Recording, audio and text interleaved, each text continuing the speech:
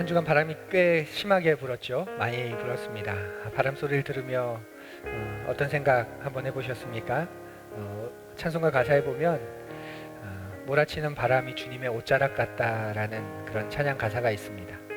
주님이 우리를 향해 달려오실 때 그 몸에서 생기는 그 바람, 그 옷자락이 만드는 바람, 그래서 주님이 지금 내게 달려오고 계시는구나 한 시인은 그렇게 노래를 부르기도 했습니다.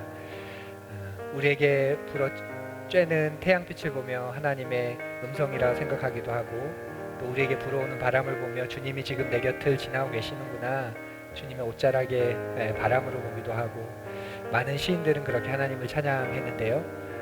우리도 이 자연의 모습을 보면서 묵상하며 그런 하나님을 찬양하면 좋겠습니다. 우리 영광과 함께 다 경배하며 찬양 가사 묵상하면서 우리 같이 부릅시다. 영광의 왕께 다 경배하며 그 크신 사랑 늘 찬송하라. 예부터 영원히 참 방패시니 그 영광의 주를 다 찬송하라. 능력과 은혜 다 찬송하며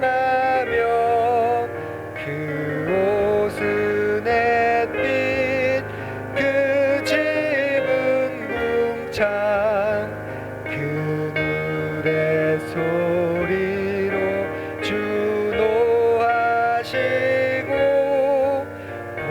폭풍의 날개로 달려가신다. 저 아름답고 놀라운 일이 가득한 이 땅 다 주의 조화. 그 힘찬 명령에 더 잡히다니 저 푸른 바다는 옷자락이라. 질그릇같이 연약한 인생 주 의지하여 늘 강건하리. 온 백성 지으신 만왕이시니 그 자비 영원히 변함없어라. 질그릇같이 연약한 인생 주 의지하여 늘 강건하리. 온 백성 지으신 만왕이시니 그 자비 영원히 변함없어라.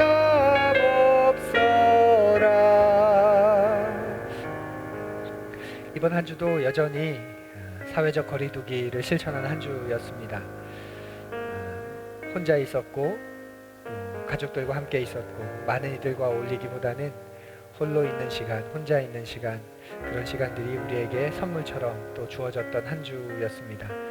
고난이 아니라, 고통 같은 시간이 아니라 어떤 의미에서는 내 인생을 반추해 볼 수 있는, 또 하나님만 바라볼 수 있는 그런 개인적인 시간이기도 했습니다. 하나님을 얼마나 생각하시고 또 하나님을 얼마나 묵상한 한 주였는지 여러분 돌아보시면 좋겠습니다. 혼자 있는 시간조차도, 이렇게 외부적으로 주어진 시간조차도 내 마음이 분주해 있고 내 속이 복잡한 여러 소리들로, 답답한 소리들로, 세상의 소리들로 가득 차 있었다면 도대체 우리는 언제 하나님을 묵상하고 하나님의 음성을 듣고 또 하나님으로 충만한 그런 인생을 살아갈 수 있을까요? 주님 한 분만으로 만족합니다. 나에겐 다른 종류의 즐거움은 없습니다. 다른 종류의 기쁨도 없습니다. 하나님이면 충분합니다. 이 예배가 그것을 증명합니다. 예배를 통해 내 영혼이 살아나고, 예배를 통해 다시 하나님을 향한 삶을 살아가고, 예배를 통해 다시 내 중심이 하나님께 붙들림 바 되는 그런 제가 됩니다. 우리 그렇게 다짐과 고백을 담아 주님 한 분밖에 없습니다. 우리 같이 찬양합시다.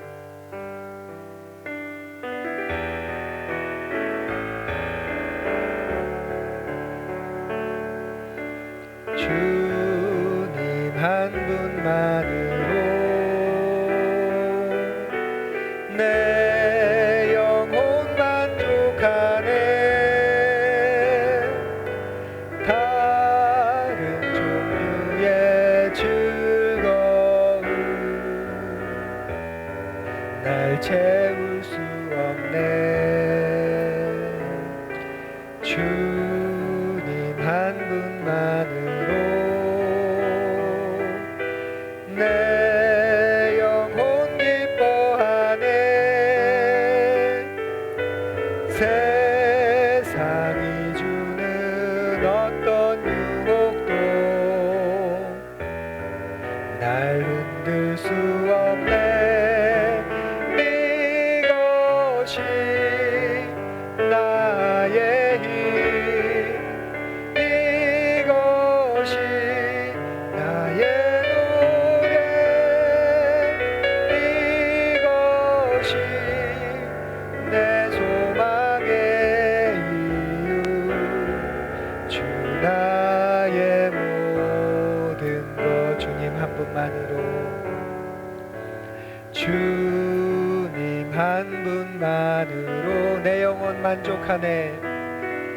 내 영혼 만족하네. 아멘. 다른 종류의 즐거움 날 채울 수 없네. 주님 한 분만으로, 주님 한 분만으로 내 영혼은 기뻐합니다. 내 영혼 기뻐하네. 세상이 주는 어떤 유혹도 날 흔들 수 없네. 이것이 나의 힘, 이것이 나의 노래, 이것이 내 소망의 이유. 주 나의 모든 것. 이것이 나의 힘, 이것이 나의 힘, 이것이 나의 노래, 이것이 내 소망의 이유. 주 나의 모든 것. 이것이 나의 힘, 이것이 나의 노래, 이것이 내 소망의 이유. 주 나의 모든 것. 하나님을 예배하는 것이 나의 힘이고, 하나님을 예배하는 것이 나의 기쁨이고, 나의 이유이며 나의 목적입니다. 우리 삶에 그리스도밖에 없음을 우리가 고백합니다. 죽음을 이기신 그리스도밖에 없음을, 사망을 이기신 주 그리스도밖에 없음을, 이 땅에 다시 오셔서 그 영원한 하나님 나라를 완성하실 그 주님밖에는 다른 것이 없음을 우리가 고백합니다. 하나님 잊지 않게 하여 주옵소서. 사소히 여기지 않게 하여 주옵소서.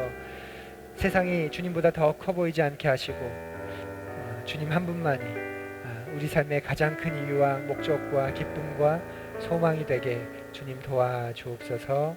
예수님 이름으로 간절히 기도하며 예배를 시작합니다. 아멘.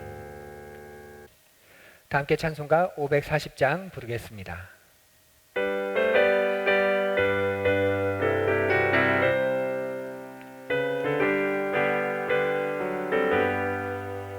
주의 음성을 내가 들으니 사랑한단 말일세. 믿는 마음으로 주께 가오니 나를 영접하소서. 내가 매일 십자가 앞에 더 가까이 가오니 구세주의 흘린 보배 피로써 나를 정케 하소서. 주여 넓으신 은혜 베푸사 나를 받아주시고 나의 품은 뜻 주의 뜻같이 되게 하여 주소서. 내가 매일 십자가 앞에 더 가까이 가오니 구세주의 흘린 보배 피로써 나를 정케 하소서. 주의 보좌로 나아갈 때에 어찌하니 기쁠까. 주의 얼굴을 항상 배우니 더욱 친근합니다. 내가 매일 십자가 앞에 더 가까이 가오니 구세주의 흘린 보배 피로써 나를 정케 하소서. 우리 구주의 넓은 사랑을 측량할 자 없으며 주가 주시는 참된 기쁨도 헤아릴 수 없도다. 내가 매일 십자가 앞에 더 가까이 가오니 구세주의 흘린 보배 피로써 나를 정케 하소서.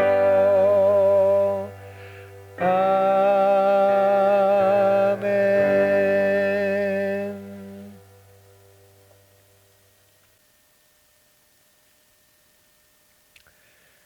예배 순서를 좀 바꾸려고 하고 있는데요. 그러다 보니까 지금 영상으로 다시 편집하는 부분에 있어서 좀 매끄럽지 않은 부분이 계속 생기고 있습니다. 그래서 우리가 실제로 드렸던 예배 순서보다 이 최근 한 2주 정도의 예배 순서는 많이 축약되어 있죠. 전체를 다 녹화를 했는데 이제 편집하는 과정에서 좀 매끄럽지 못해서 예배 순서가 많이 축소되었던 부분은 좀 여러분이 양해를 부탁드리고요. 홈페이지에 들어가셔서 주보를 보시면 우리가 늘 하던 대로 아름다운 글과 또 신앙 고백과 광고와 교회 이야기들이 계속 실리고 있습니다. 목회 칼럼과 더불어서. 그래서 홈페이지에 있는 주보를 꼭 보시면서 이번 주 우리가 함께 나누었던 또 나누었어야 할 그런 좋은 글 그리고 교동문 또 칼럼과 여러 교회 이야기들을 꼭 보셨으면 참 좋겠습니다. 오늘은 만나지 않으면 변하지 않는다 두 번째 사마리아 여인, 숨어서 울고 있는 외로운 여인이라는 제목으로 복음서에 나오는 사마리아 여인에 대한 그런 이야기를 좀 살펴보려고 하는데요. 지금 음악이 한 곡 흐르고 있죠. 아마 여러분 가운데 많은 분들이 아시는 그런 곡이라고 생각하는데요. 지금 흐르고 있는 이 곡은 이적의 거짓말 거짓말 거짓말이라는 그런 노래입니다. 이 노래가 2013년에 발표되었는데 벌써 꽤 오래된 10년 가까이 된 그런 곡이지요. 이 곡의 가사가 이렇습니다. 가사를 한번 잘 들어보십시오. 다시 돌아올 거라고 했잖아. 잠깐이면 될 거라고 했잖아. 여기 서 있으라 말했었잖아. 거짓말, 거짓말, 거짓말. 물끄러미 선채 해가 저물고 웅크리고 앉아 밤이 깊어도 결국 너는 나타나지 않잖아. 거짓말, 거짓말. 그대만을 하염없이 기다렸는데 그대 말을 철석같이 믿었었는데 찬바람에 길은 얼어붙고 나도 새하얗게 얼어버렸네. 2절 가사는 이렇습니다. 내겐 잘못이 없다고 했잖아. 나는 좋은 사람이라고 했잖아. 상처까지 안아준다 했잖아. 거짓말, 거짓말. 나는 다시 홀로 남겨진 거고 모든 추억들은 버리는 거고 역시 나는 자격이 없는 거지. 거짓말. 그러면서 후렴이 반복됩니다. 그대만을 하염없이 기다렸는데 그대 말을 철석같이 믿었었는데 찬바람에 길은 얼어붙고 나도 새하얗게 얼어버렸네. 여러분이 이적의 거짓말, 거짓말, 거짓말이라는 이 가사를 들어보시니까 어떤 느낌이 드십니까? 가사를 들어보니 이 노래가 어떤 노래 같다는 생각이 드시나요? 다시 돌아온다고 해놓고선 안 온 사람, 나를 홀로 남겨두고 떠나간 사람, 그런 사람에 대한 원망이 가득한 그런 이별 노래 같지 않습니까? 그런데 이적 씨가 이 곡을 발표하고 난 후에 한 인터뷰에서 이 노래가 어떤 노래인지를 말했습니다. 그 인터뷰를 들으면서 제가 꽤 놀랐던 그런 기억이 아직도 생생한데요. 이런 것까지도 노래로 만들어 부를 수 있구나. 이적이라는 가수 정말 대단한 가수구나. 그렇게 존경과 감탄을 했던 기억이 있습니다. 이 곡은 버려진 아이의 입장에서 가사를 쓰고 부른 노래라고 합니다. 그의 인터뷰를 한번 들어보십시오. 1960년대, 70년대 한참 먹고 살기 바쁘던 시절에 그날 아침만큼은 예쁜 옷에 꽃단장 시켜 평소엔 가보지도 못하던 유원지나 놀이공원에 아이를 데려가서 사달라는 거, 먹고 싶다는 거 다 사먹이고 그러다 잠깐만 갔다 오겠다며 아이 혼자 두고 사라진 뒤에 돌아오지 않았던 부모님이 그 시절엔 많이 있었잖아요. 그때 버려진 아이의 심정이 어땠을까라는 그런 느낌에서 쓴 곡입니다. 이적의 말처럼 정말 그때는 그랬습니다. 유원지나 놀이공원에 가서 가장 예쁘고 멋진 옷을 입히고 데려가지요. 그리고 타고 싶은 거 다 타게 해주고 먹고 싶은 거 솜사탕, 아이스크림 다 먹여줍니다. 그리고 잠깐만 기다리라고 그렇게 즐거워하는 아이에게 잠깐만 기다리라고 어디 가지 말고 여기 가만히 있으라고 하고서는 사라진 부모들이 꽤 많았습니다. 산업화로 인한 우리 사회의 슬픈 한 단면이지요. 그렇게 버려진 아이의 심정이 어땠을까 그 마음을 노래했다고 합니다. 이적이라는 가수 정말 멋있지 않습니까? 그렇게 보면 이 가사가 절절히 와닿습니다. 그 아이의 심정으로 이 가사를 한번 들어보십시오. 다시 돌아올 거라고 했잖아. 잠깐이면 될 거라고 했잖아.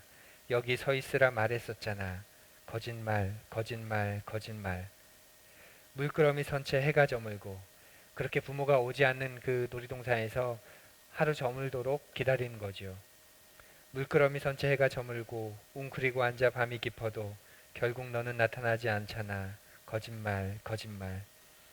그대만을 하염없이 기다렸는데 다시 돌아오겠다는 그대 말을 철석같이 믿었었는데 찬바람에 길은 얼어붙고 나도 새하얗게 얼어버렸네. 밤새도록 밤이 새도록 밤이 맞도록 부모를 기다리는 이 아이의 마음을 노래로 이렇게 절절하게 표현했습니다. 이 세상에 전부였던 부모로부터 버려진 아이, 그 아이의 한평생의 삶이 얼마나 험악했을까 우리가 쉽게 상상할 수 있지요. 물론 그 외로움의 깊이까지 상상할 수는 없지만 그 외로움이 또한 얼마나 깊었을까 우리가 충분히 생각할 수 있습니다. 그런데 정도의 차이만 있을 뿐이지 모든 사람에게 이런 외로움이 있습니다. 한 시인은 우리에게 있는 외로움을 참 아름답게 표현했지요. 나는 그대가 곁에 있어도 그대가 그립다. 그대가 곁에 있는데 그럼에도 불구하고 그대가 그립다고 말합니다. 외로움은 물리적인 것을 넘어선다 그런 뜻 아닐까요? 모든 이에게는 그래서 근원적인 외로움, 다른 어떤 것으로도 채울 수 없는 그런 외로움이 존재합니다. 오늘 우리는 외로움 속에서 처절하게 살았던 한 인물을 만나려고 합니다. 그리고 그가 그리스도와의 만남으로 어떻게 변하게 되는지, 그의 외로움이 어떻게 변하는지, 그의 삶이 어떻게 변했는지 우리는 그것을 알아볼 것입니다. 바라기는 여러분과 저에게 있는 그 외로움에 대답을 얻는, 해답을 얻는 그런 시간이 되었으면 참 좋겠습니다. 오늘 말씀을 함께 좀 보겠습니다. 여러분 한번 잘 들어보십시오. 요한복음 4장 5절에서 26절입니다. 신약성경 요한복음 4장 5절에서 26절. 영상 예배이지만 성경을 좀 찾아보시고 눈으로는 보시고 귀로는 들으시면서 오늘 본문 말씀을 우리가 여러 번 좀 이해하면 좋겠습니다. 신약성경 요한복음 4장 5절에서 26절까지의 말씀입니다. 좀 길지만 천천히 낭독하겠습니다. 한번 들어보십시오. 사마리아에 있는 수가라 하는 동네에 이르시니 야곱이 그 아들 요셉에게 준 땅이 가깝고 거기 또 야곱의 우물이 있더라. 예수께서 길 가시다가 피곤하여 우물 곁에 그대로 앉으시니 때가 6시쯤 되었더라. 사마리아의 여자 한 사람이 물을 기르러 왔음에 예수께서 물을 좀 달라 하시니 이는 제자들이 먹을 것을 사러 그 동네에 들어갔음이러라. 사마리아 여자가 이르되 당신은 유대인으로서 어찌하여 사마리아 여자인 나에게 물을 달라 하나이까 하니 이는 유대인이 사마리아인과 상종하지 아니함이러라. 예수께서 대답하여 이르시되 내가 만일 하나님의 선물과 또 내게 물 좀 달라 하는 이가 누구인 줄 알았더라면 내가 그에게 구하였을 것이요 그가 생수를 내게 주었으리라. 여자가 이르되 주여 물 기를 그릇도 없고 이 우물은 깊은데 어디서 당신이 그 생수를 얻겠사옵나이까. 우리 조상 야곱이 이 우물을 우리에게 주셨고 또 여기서 자기와 자기 아들과 들짐승이 다 마셨는데 당신이 야곱보다 더 크니까. 예수께서 대답하여 이르시되 이 물을 마시는 자마다 다시 목마르려니와 내가 주는 물을 마시는 자는 영원히 목마르지 아니하리니 내가 주는 물은 그 속에서 영생하도록 솟아나는 샘물이 되리라. 여자가 이르되 주여 그런 물을 내게 주사 목마르지도 않고 또 여기 물 기르러 오지도 않게 하옵소서. 이르시되 가서 내 남편을 불러오라. 여자가 대답하여 이르되 나는 남편이 없나이다. 예수께서 이르시되 내가 남편이 없다는 말이 옳도다. 너에게 남편 5이 있었고 지금 있는 자도 내 남편이 아니니 내 말이 참되도다. 여자가 이르되 주여 내가 보니 선지자로소이다. 우리 조상들은 이 산에서 예배하였는데 당신들의 말은 예배할 곳이 예루살렘에 있다 하더이다. 예수께서 이르시되 여자여 내 말을 믿으라. 이 산에서도 말고 예루살렘에서도 말고 너희가 아버지께 예배할 때가 이르리라. 너희는 알지 못하는 것을 예배하고 우리는 아는 것을 예배하노니 이는 구원이 유대인에게서 남이라. 아버지께 참되게 예배하는 자들은 영과 진리로 예배할 때가 오나니 곧 이때라. 아버지께서는 자기에게 이렇게 예배하는 자들을 찾으시느니라. 하나님은 영이시니 예배하는 자가 영과 진리로 예배할지니라. 여자가 이르되 메시아 곧 그리스도 하는 이가 오실 줄을 내가 아노니 그가 오시면 모든 것을 우리에게 알려주시리이다. 예수께서 이르시되 내게 말하는 내가 그니라 그라 하시니라. 아멘. 우리가 굉장히 잘 아는 그런 사마리아 여인에 대한 이야기, 사건인데요. 오늘 이 사건을 좀 묵상해 보는 그런 시간을 갖겠습니다. 서두에 이적의 거짓말이란 노래에 대한 그런 배경을 설명드렸죠. 버려진 아이의 심정에서 그 아이가 과연 어떤 마음이었을까, 이제 그걸 노래 말로 담았습니다. 여러분은 혹시 버려짐의 경험이 있으십니까? 버려졌던 경험이 있으십니까? 버려진다는 것, 혹은 내가 완전히 거절된다는 것, 거부된다는 것, 철저히 홀로 남는다는 것, 혹시 그런 경험 있으신가요? 이런 경험이 얼마나 힘든 것인지 우리는 충분히 알 수 있습니다. 종종 유명한 가수나 배우들이 목숨을 끊었다는 소식을 듣지요. 그럴 때마다 그들의 그런 극단적인 선택으로 몰고 간 그 외로움과 슬픔에 대해서 생각을 해보곤 합니다.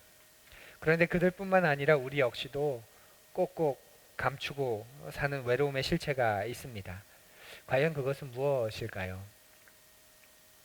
많은 사람들이 겉으로는 멀쩡해 보이지만 속으로는 이런저런 외로움을 가지고 산다는 것 여러분 아시죠? SNS에서는 카카오톡이나 인스타그램이나 페이스북이나 그런 SNS에서는 기가 막힌 사진들, 아름다운 사진들, 참 행복해 보이는 사진들 가득하지만 다른 말로 이야기하면 그 삶에 대한 불만족 때문에 그 공허함 때문에 또 다른 나로 불리우는 그런 SNS 상에서 아름다운 모습을 과시하고 또 한껏 치장하는 그런 심리가 있다는 것을 여러분이 익히 알고 계시지요. 오늘 성경 속에서 우리는 그런 한 여인을 만나게 됩니다. 사마리아에 살던 한 여인인데 이 여인을 예수께서 만나십니다. 저는 예수님이 이 여인을 어떻게 만났는지 또 오늘 외로운 사람들을 예수님이 어떻게 만나주시는지를 이 여인의 이야기를 통해서 또 묵상해보고 살펴보려고 합니다. 오늘 말씀을 묵상할 때 예수님이 사마리아 여인에게 어떻게 다가가셨는지 그리고 이 여인이 그때 어떤 상황에 처해 있었는지 그리고 이것이 오늘 우리에게 무엇을 의미하는지 여러분도 함께 따라오시면서 말씀을 묵상하고 또 들으시기 바랍니다.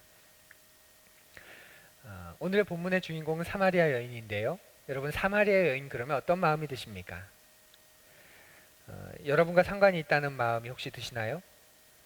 사마리아 여인, 우리와는 굉장히 관련이 없는 그런 여인처럼 느껴집니다. 그런데 자세히 살펴보면 오늘의 우리와 참 많이 닮은 사람의 모습입니다. 우선 이 여인은 대낮에 물을 길러 나왔습니다. 여러분 팔레스타인 지역에서 대낮에 물을 길러 나왔다는 것은 굉장히 비상식적인 일입니다. 성지 순례를 한번 다녀온 경험이 있어서 저는 몸소 이것을 체험하기도 했는데요. 팔레스타인 땅은 광야이죠. 광야, 사막과도 같은 땅입니다. 그런 광야 기후에서 대낮에 한낮에 해가 중천에 떠 있는 그 한낮에 낮의 기온이 가장 높은 그 한낮에 물을 길러 나왔다는 것은 굉장히 이상한 일입니다. 급하게 필요해야 하면 어쩔 수 없다고 치지만 그러나 웬만해서는 사람들은 나오지 않습니다. 우리가 생각하는 더위 그 이상입니다. 그런 대낮에 아무도 사람들이 나오지 않는 그 시간에 한 여인이 물을 길러 나왔다. 분명 어떠한 연유가 있는 것이지요. 다른 사람들을 만나고 싶지 않았을 겁니다. 않고 싶어서였습니다. 그래서 아무도 다니지 않는 시간에 물을 기르러 나온 거죠. 그러면 다른 사람을 만나고 싶지 않은 그런 연유는 뭘까요? 예수님의 말씀에서 우리는 발견할 수 있는데요. 예수님이 이 여인에게 남편을 데려오라고 합니다. 그러자 여인은 남편이 없다고 말합니다. 그러자 예수님은 여인에게 맞다. 너에게 남편이 5이나 있었지만 지금 있는 남자도 너의 남편이 아니다. 그렇게 말씀하십니다. 예수님의 말씀 속에서 이 여인은 동네에서 남편을 쉽게 바꾸는 혹은 남자로부터 쉽게 버림받는 그런 사람으로 알려져 있는 것 같습니다. 그래서 어떤 해석에서는 이 여인을 몸을 파는 여인으로 여기기도 합니다. 그래서 사람들을 쉽게 바꿨다거나 남자들을 쉽게 바꾸었거나 혹은 남자들로부터 쉽게 버림받은 여인으로 이해하는 것이죠.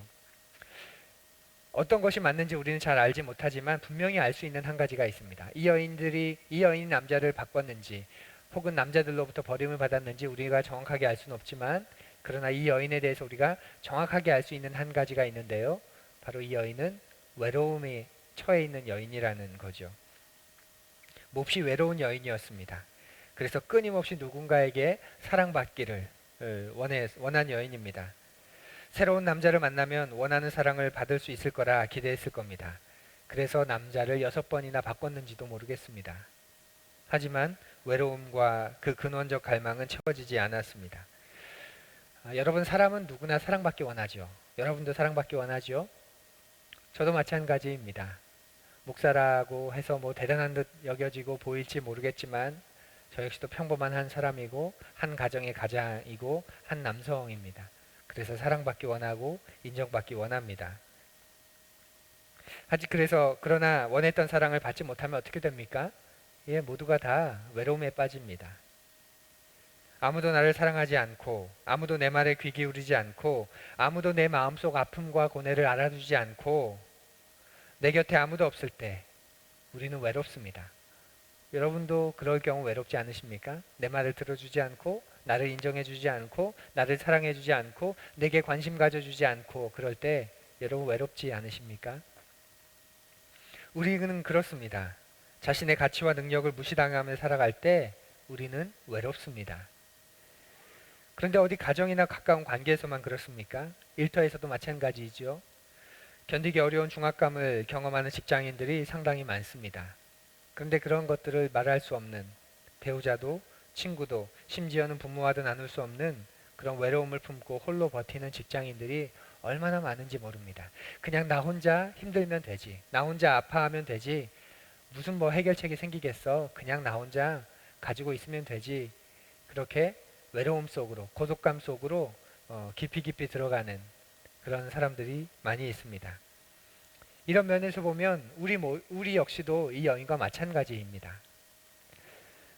그런데 우리에게는 이 여인과 또 닮은 또 다른 면이 있습니다. 이 여인처럼 외로운 인생을 살고 살아간다는 것과 더불어서 또 다른 공통점은 무엇이냐면 사마리아 여인은 외로움을 해결하는 방법을 남성에서 찾았다면 우리는 남성은 아니겠지만 이 여인처럼 무엇인가를 통해서 그 외로움을 해결하려고 한다는 것이지요. 여러분이 외로우실 때 어떤 방법으로 그 외로움을 해결하십니까? 말씀 보고 기도한다. 뭐 그렇게 말씀하는 분 계시다면 여기서 설교를 이렇게 딱 끊으셔도 됩니다. 닫으셔도 됩니다. 그런 분은 더 이상 설교를 듣지 않으셔도 됩니다. 그냥 말씀 보고 기도하십시오. 우리는 어떤 방법으로 우리의 외로움을 달래고 또 그 해결할까요? 많은 사람들이 결혼하면 외로움이 해결되겠지 그렇게 막연히 기대합니다. 그런데 결혼하면 정말 외로움이 사라질까? 여러분 어떻습니까? 연애할 땐 행복하지요. 그리고 평생의 외로움을 달래줄 배우자를 만났다고 생각하게 됩니다. 그러다가 결혼 준비에 들어가면서 많은 사람이 상대방이 나의 외로움을 해결해 줄 수 있는 존재가 아니구나 그렇게 깨닫기 시작합니다. 결혼이 외로움을 해결할 것이라는 것은 착각입니다. 아내가 곁에 있지만 남편이 곁에 있지만 어디 어떻습니까? 그 사람이 나를 이해하지 못할 때 나를 이해해주는 사람과 살아가지 못할 때 그런 사람과 같이 살 때 겪는 그 고통, 외로움은 때로는 차라리 이 사람이 없는 게 낫겠다 그런 마음이 들 정도로 고통과 외로움이 가득하지요. 오랜 결혼 생활을 한 분들은 배운 자가 자신의 궁극적인 외로움을 채울 수 없다고 말합니다. 여러분 그건 잘못된 게 아닙니다. 그리고 저는 지금 결혼에 대한 부정적인 이야기를 하는 것도 아닙니다. 결혼 하나님이 우리에게 주신 선물이고 저는 여러분들이 결혼하기를 원하고 또 많은 사람들이 결혼해서 가정을 꾸리기를 원합니다. 그런데 한계가 있다는 거죠. 한계. 완벽하고 완전하지 않다는 겁니다. 아무리 건강한 결혼 생활도 우리의 내면의 궁극적인 외로움을 해결해 줄 수 없다는 거예요. 여러분 그것 기억하십시오. 결혼했는데 왜 이래? 많은 경우에 결혼해도 그렇습니다. 그것이 완벽하지 않기 때문에 그래요. 또 어떤 사람들은 외로움을 달래기 위해서 술의 힘을 빌립니다. 그렇죠? 경험 있으시죠? 자기 안의 외로움을 달래는 아주 좋은 방법이라고 여기면서 또 쉬운 방법이라고 여기면서 술을 마십니다. 그리고 술을 마시는 잠시 동안은 실제로 내 감정을 풀어헤칠 수 있고 또 외로움을 잊을 수 있고 스트레스를 풀 수 있습니다. 또 어떤 사람들은 영화를 봅니다. 영화에 몰입하면 외로움이 잊혀지기 때문에 그렇죠. 그 밖에도 더 있죠. 어떤 사람들은 친구들과 모임을 만들고 만나서 수다를 떠는 사람도 있고요. 돈과 여유가 좀 생기면 쇼핑하는 버릇이 생기는 사람도 있습니다. 물건을 사들이면서 내 내면의 그 공허함, 외로움을 대체하는 거죠. 바꾸는 거죠. 또 어떤 사람들은 부적절하고 위험하고 바르지 못한 관계를 통해서 자기 안의 외로움을 해결하려고 하는 사람도 있습니다.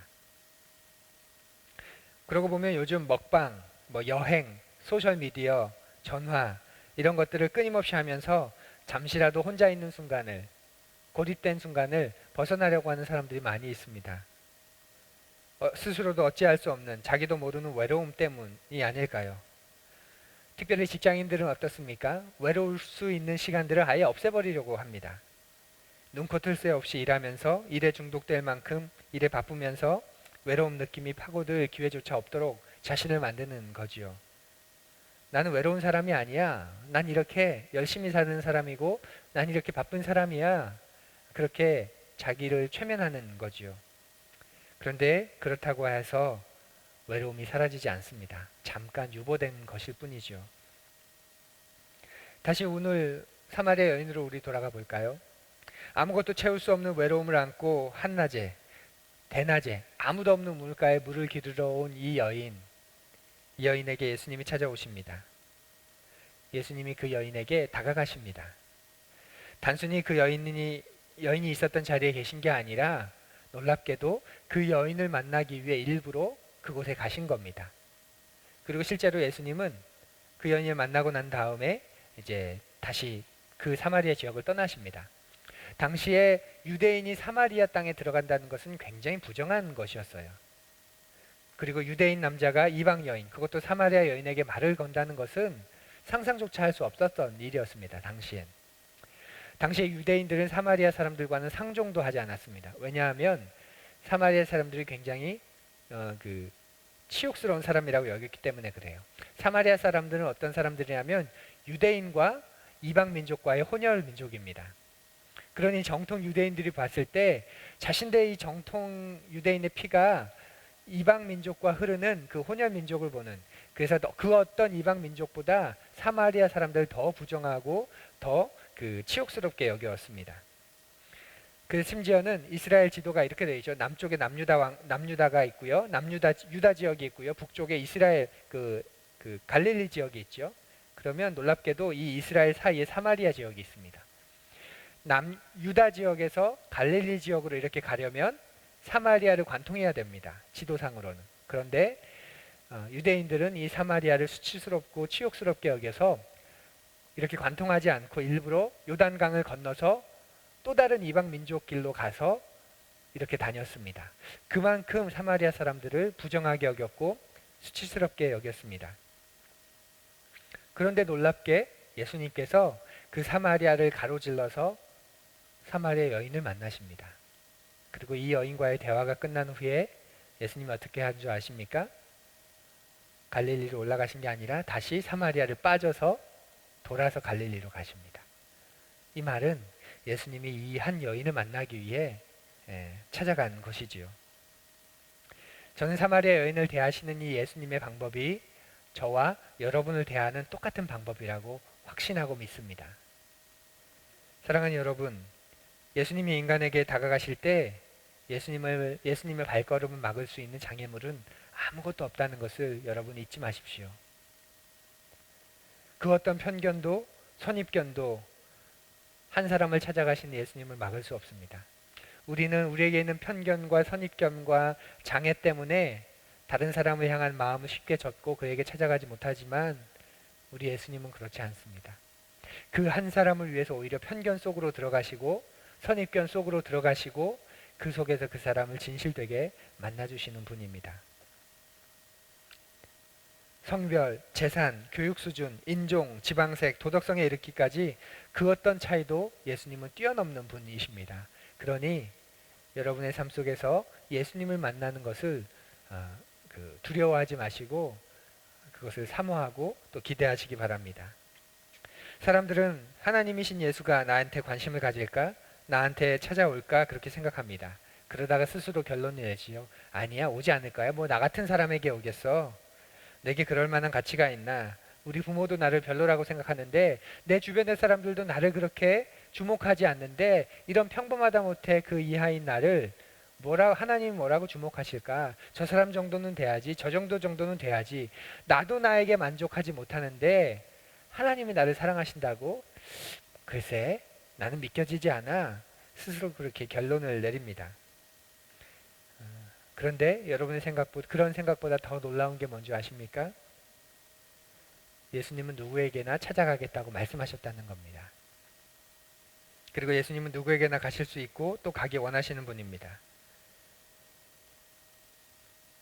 여러분 혹시 남모를 외로움으로, 공허함으로 지금 삶을 살아가고 계신다면 뭔가 붙잡은 것 같은데 놓칠까봐 두렵고 사람들은 다 제대로 달려가는 것 같은데 나만 방향을 잃고 살아가는 것은 아닌가 그런 마음이 드신다면 그 공허함과 그 외로움 속에서 예수님을 고대하시고 예수님이 여러분에게 찾아오시는 것을 믿으시기 바랍니다.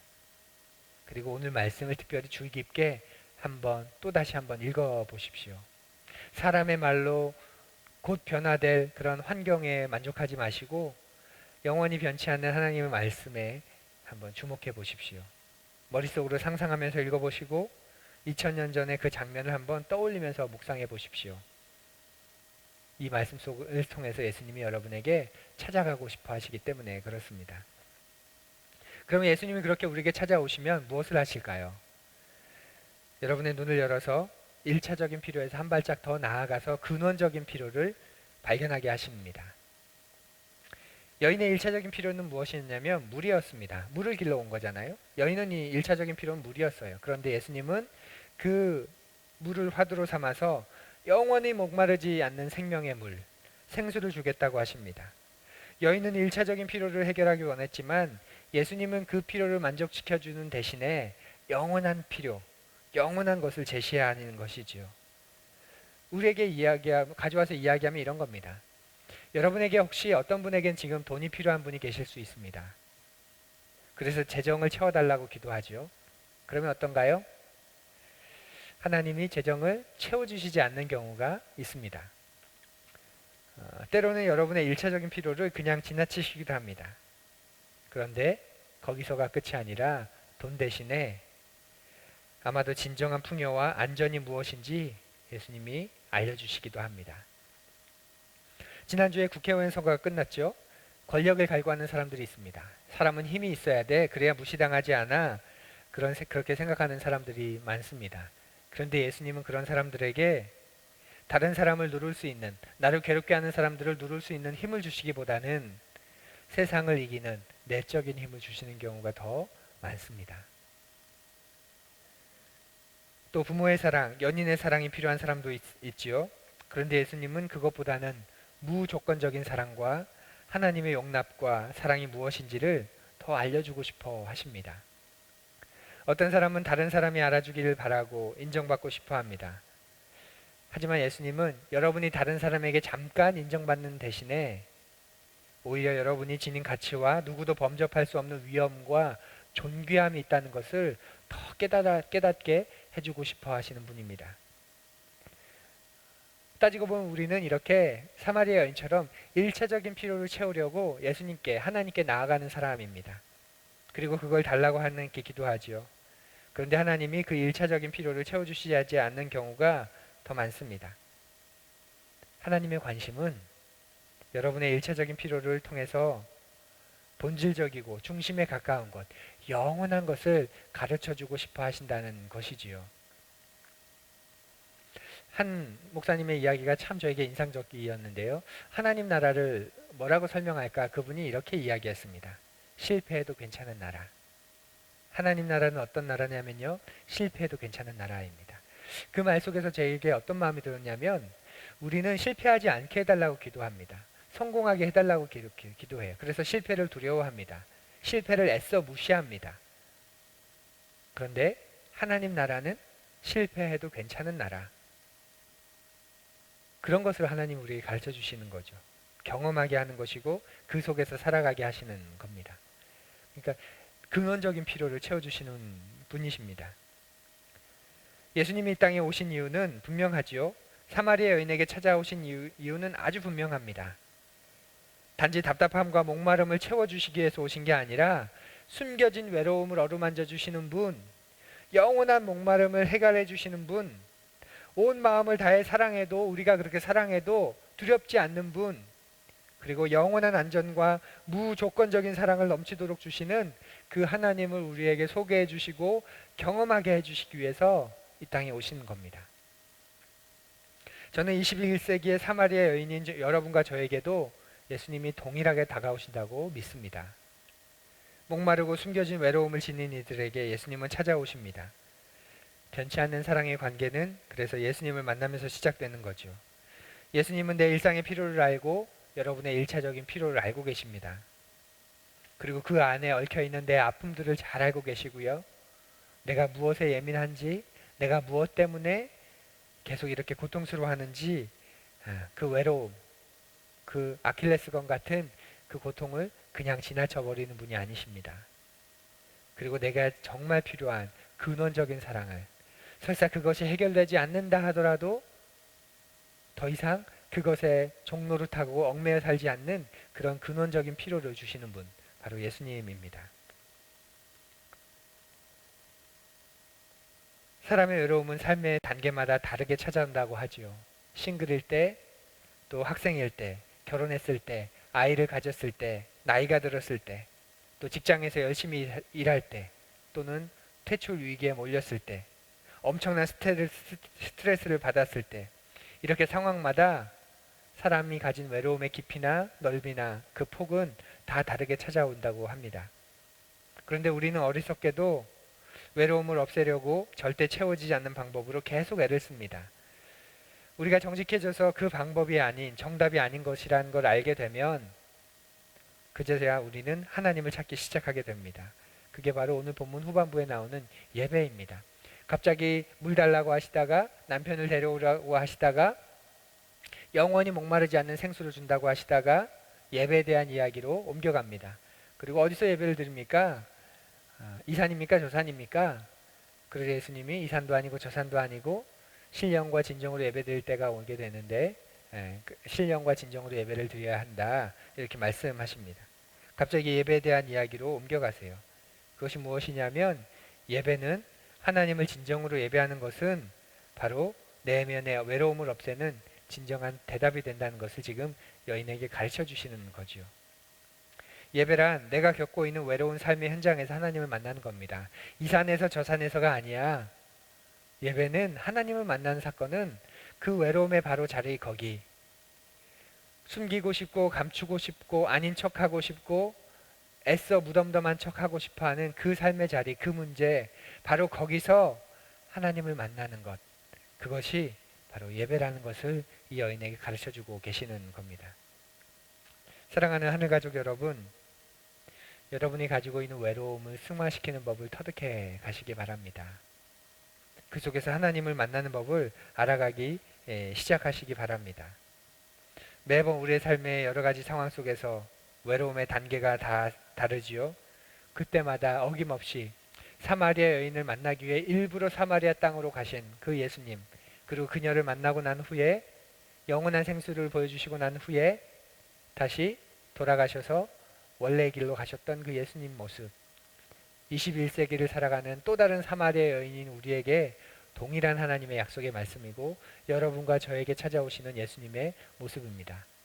여러분과 제가 가진 그 어떤 모습도, 그 어떤 편견도, 그 어떤 부족함도 우리에게 찾아오시는 예수님을 막을 수 없습니다.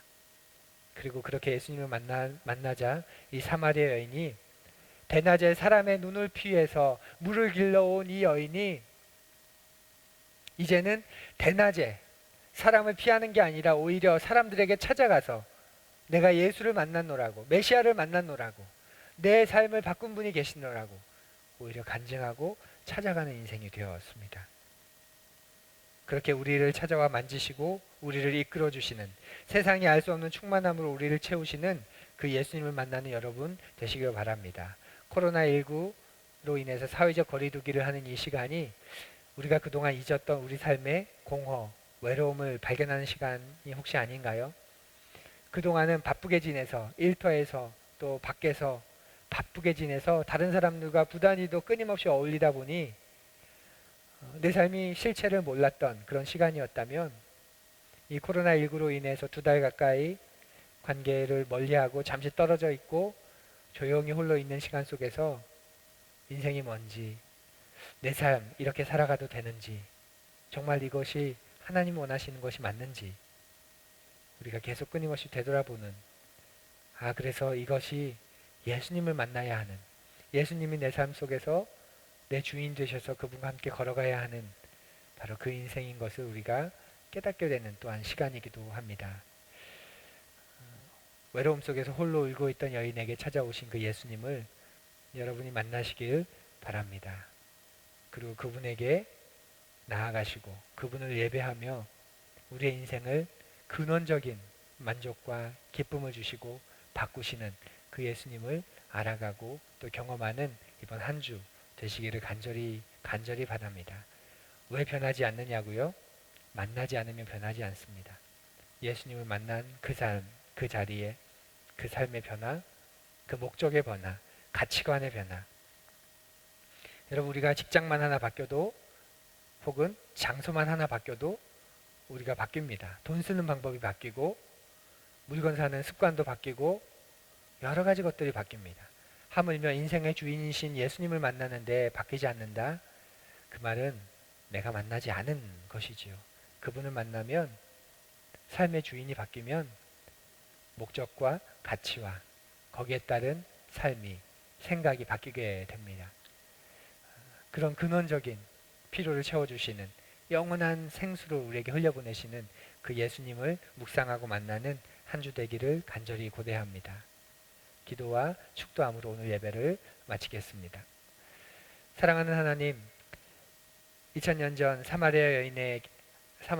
사마리아 여인에게 찾아가셔서 그 여인을 인격적으로 대하시고 그 여인의 삶의 진정한 필요를 발견하게 하셔서 영원히 목마르지 않는 그 참된 생수를 보여주시고 또 가르쳐 주신, 마시게 하신 그 예수님을 우리 또한 만나기를 원합니다.